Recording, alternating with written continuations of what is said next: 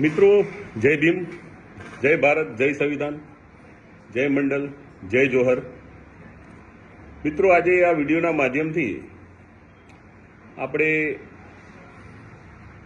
છેલ્લા એક વીક પહેલે પણ પટેલકા ગામ, તાલુકો કલ્યાણપુર, દ્વારકા જિલ્લો, એ ગામની સમસ્યા જે બાળ દાઢી નતા કરતા અને એ બધી સમસ્યાઓ હતી, આભડછેટ રાખે છે, એ માટે આપણે એક વિડીયો બનાવ્યો હતો. ત્યાં થોડું સોલ્યુશન થયું હતું. પણ અત્યારે એવી માહિતી મળી છે એ ગામમાંથી કે ગામમાં ગઈકાલે આહિર સમાજની એક મિટિંગ થઈ હતી અને બીજા અન્ય સમાજના પણ છે એમાં એક બે લોકો, જે લોકોએ ગામની અંદર સમસી ગામ, પટેલકા ગામ, આમાં ગામમાં રહેતા અનુસૂચિત જાતિ લોકોનો બહિષ્કાર કરવાનો નિર્ણય લીધો છે.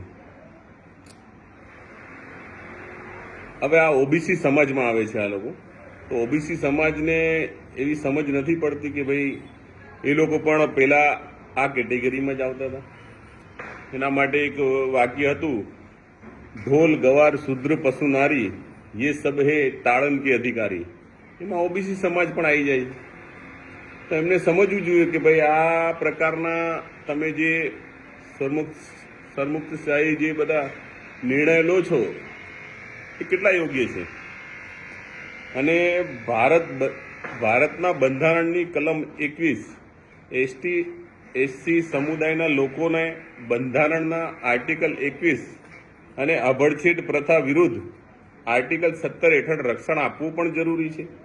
તો ત્યાંના જે સરપંચ છે, ત્યાંના ધારાસભ્ય છે, ત્યાંના જે સંસદ છે, એમને શું બંધારણની ખબર નહીં હોય કે બંધારણમાં આવા બધા આર્ટિકલો છે અને આ બધાને આપણે ધ્યાન રાખવું જોઈએ. તો મિત્રો, આ બધી જે ગામની સમસ્યા છે એના માટે આવતીકાલે ભીમ આર્મી ગુજરાત પ્રદેશના તમામ પદાધિકારીઓ પટેલકા ગામ દ્વારકા પહોંચે. આવતીકાલે આપણે 11 વાગે પટેલકા ગામ ભેગા થઈએ, આપણા અનુસૂચિત ભાઈઓને મળીએ અને ત્યાંની સમસ્યાઓને રૂબરૂ જાણીએ અને આ સમસ્યાઓનો નિકાલ કઈ રીતે કરવો, શું આગળ કરવું, એ બધું ત્યાં આપણે ગામમાં જઈને નક્કી કરીશું. અને ત્યારબાદ આપણે કલેક્ટરને પણ મળીશું, ત્યાંના એસપીને પણ મળીશું અને ત્યાંના રેન્જ આઈજી છે એમને પણ મળીશું.